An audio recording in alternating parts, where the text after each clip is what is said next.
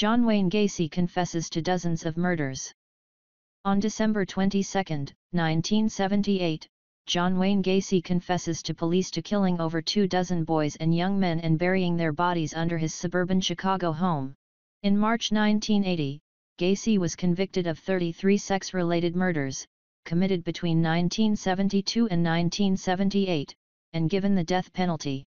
Gacy was born in Chicago on March 17, 1942. Outwardly, he appeared to have a relatively normal middle-class upbringing. However, by some accounts, Gacy had an abusive alcoholic father and also experienced health issues in his youth.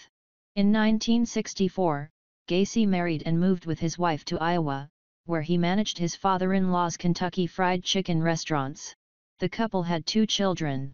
However, Gacy's wife divorced him after he was charged with sexually assaulting one of his male employees in 1968.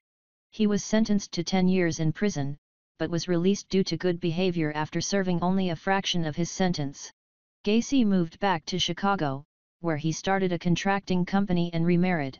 However, the seemingly respectable businessman, who became involved in local politics and once had his photograph taken with then First Lady Rosalynn Carter, was leading a double life as a sexual predator. He committed his first murder in 1972. Gacy's victims included male prostitutes as well as teenagers who worked for his company.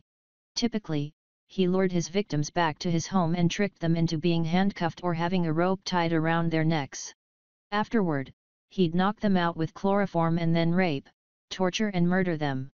As he was a well-known community figure, who sometimes dressed up as a clown to entertain sick children, Gacy's crimes initially went undetected.